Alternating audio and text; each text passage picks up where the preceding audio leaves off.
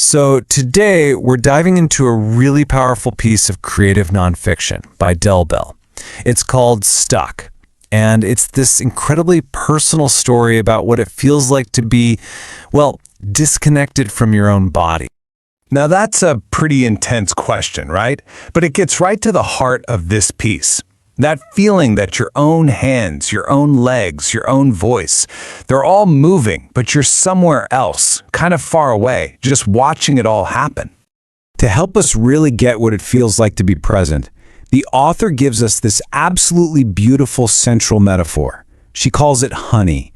It's that feeling of being fully connected, of inhabiting every single part of yourself, right down to your fingertips. Yeah, so the narrator's whole world is basically defined by this one thing, honey. Its presence or its absence creates two completely different, totally opposing states of being. So her experience really boils down to these two states. On one side, you've got connected. That's when the honey is flowing. Life is electric, it's vibrant. She feels, I am here, right here. But then the honey flows backward, and everything just changes. Her body feels foreign, the world gets all muffled and hollow, and she's just no longer where I am. But here's the thing, this disconnected state, it's not like she's just empty. It's more like a retreat. Her consciousness actually curls up deep inside her, wrapped in that very same honey. But now it's become a source of isolation, a warm but really lonely prison. And, this retreat inward, it leads to some of the most intense moments in the story, where that gap between her mind and her body becomes this physical, completely exhausting battle. So the scene is set in this really strange, almost surreal place. It's a physical therapist's office, kind of half gym, half doctor's office, and there's this stray balloon in the corner just winking. It's a place that's supposed to be for healing, but for her, it becomes the stage for this huge internal struggle. And this is where that disconnect becomes terrifyingly real. Deep inside, she knows the word she wants to say is cat. The intention is totally there, but that message just gets lost somewhere on the way to her mouth.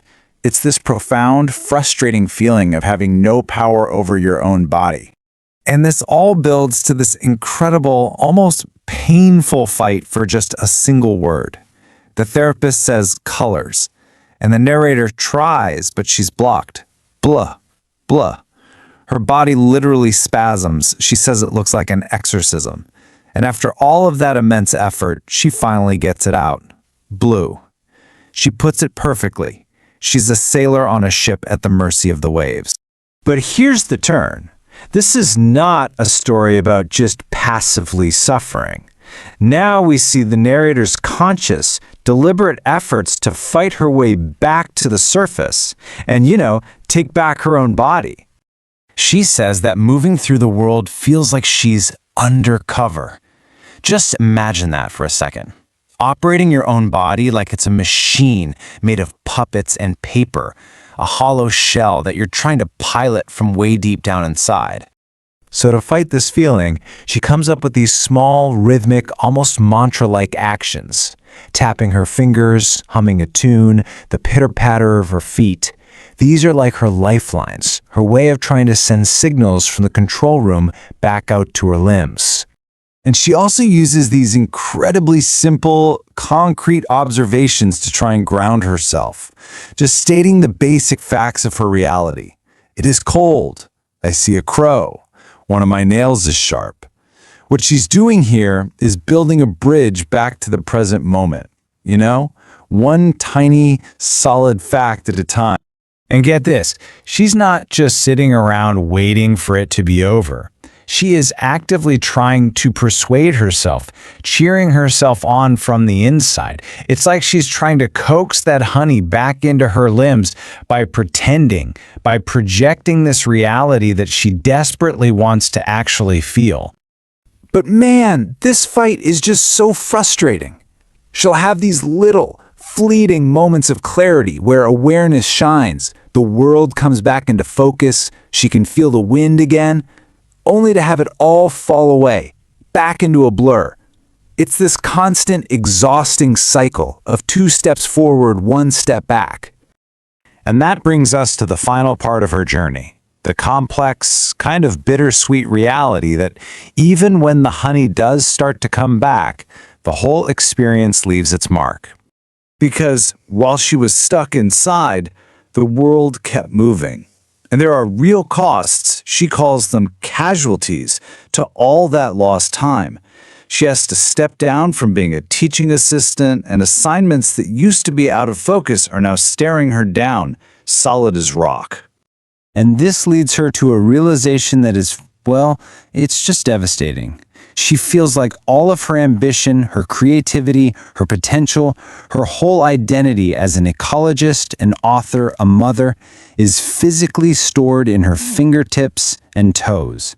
So when that awareness pulls back, all of it is just gone. She feels like she is nothing, hollow. Not me. I mean, that's just the ultimate metaphor for this profound separation, isn't it? That all her potential might be right there in that finger, but her core self, her consciousness, that's somewhere else entirely. But, and this is so important, she doesn't end in defeat. She ends with a promise she makes to the very honey that isolates her. It's not a guarantee that she's won. It's a declaration of pure, powerful resilience, a promise that she will keep fighting to get back out. You know, the story does this on purpose. It leaves us without any easy answers. Instead, it leaves us with this huge, universal question.